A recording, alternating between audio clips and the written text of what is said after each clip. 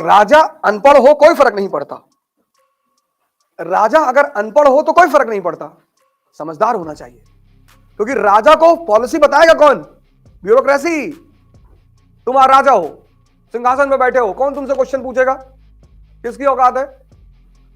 तुम कानपुर के डीएम हो, कोई तुमसे मिलने आया, क्वेश्चन पूछेगा कि भैया उत्तर प्रदेश में कितनी नदियां बहती हैं? राजा से किसी की औकात है क्वेश्चन पूछने की?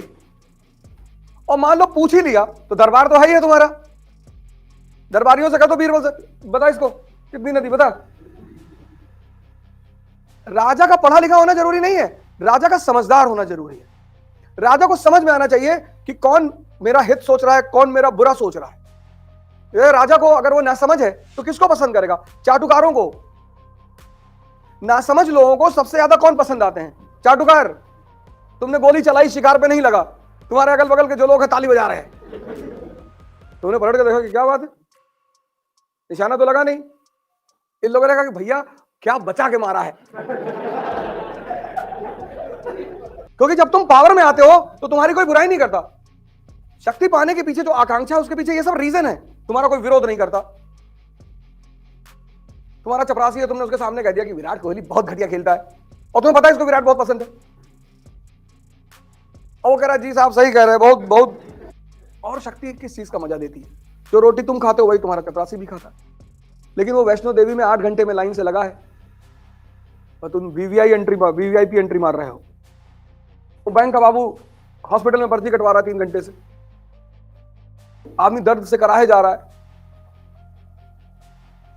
आज के समय में अगर तुम्हारे पास बैकअप नहीं है तो तुम देखो लोगों का व्यवहार देखो कैसा होता है।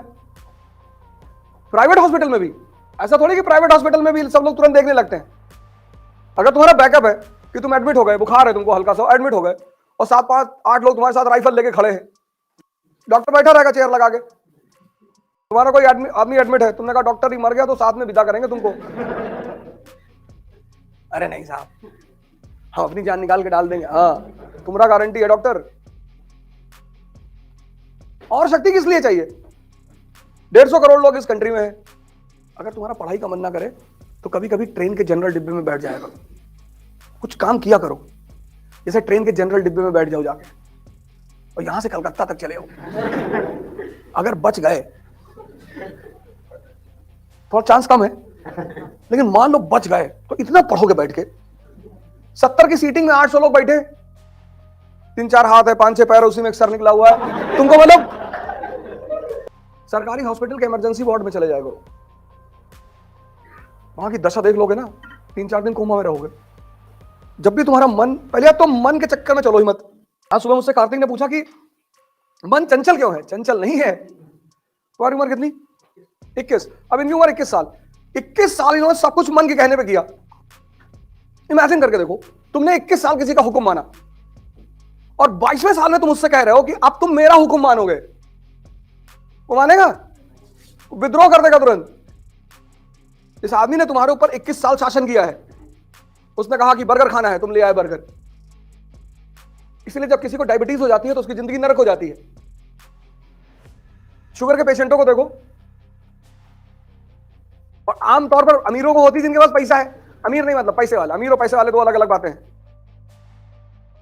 इनका पैसा ज्यादातर उन्हीं को होती है। मिठाई दुकान के सामने खड़े, ड्राइवर 2.5 किलो मिठाई खा गया,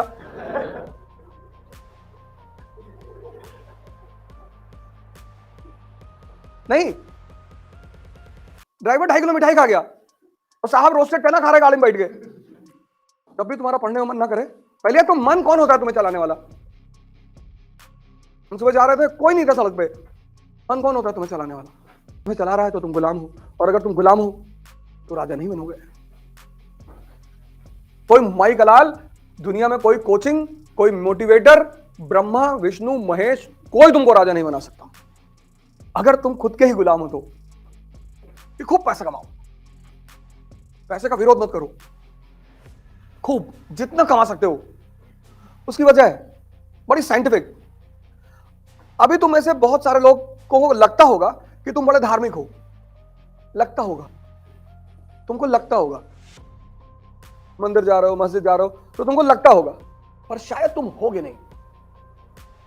जब तुम पैसा कमाओगे, ये जो इंद्रियों का भोग है ये पैसे पे टिका है। और पैसे का क्या यूज है? ये जो इंद्रियों का भोग है ना, इंद्रियों का, ये पैसे पे टिका है। अच्छी गाड़ी चाहिए, पैसा। तो 4 लाख रुपए में भी कार आती है और 4 करोड़ में भी कार आ रही है।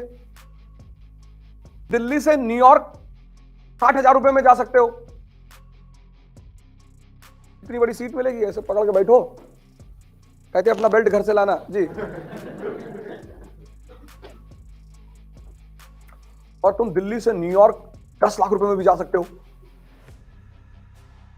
रॉयल क्लास, बेड मिलेगा बाकायदा, पायलट आएगा रास्ते में कि भैया उड़ाएंगे।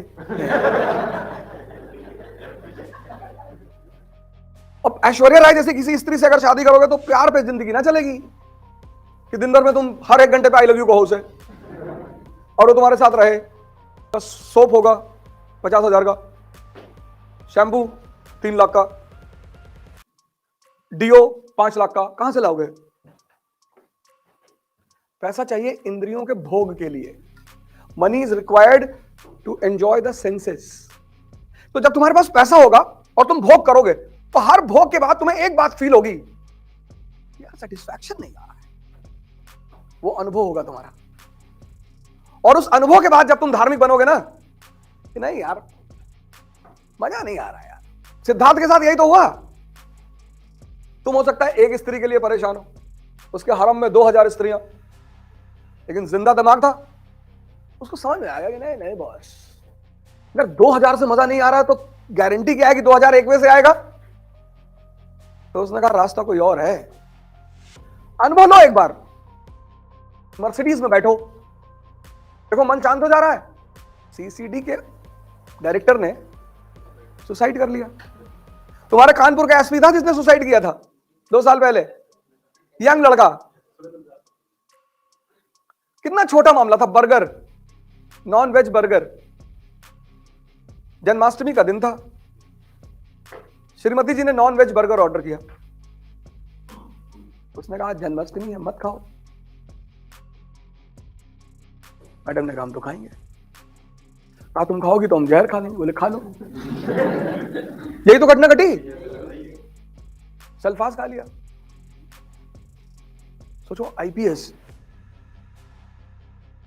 उससे 2 साल पहले एक डीएम था, गाजियाबाद के रेलवे ट्रैक पे आके लेट गया था।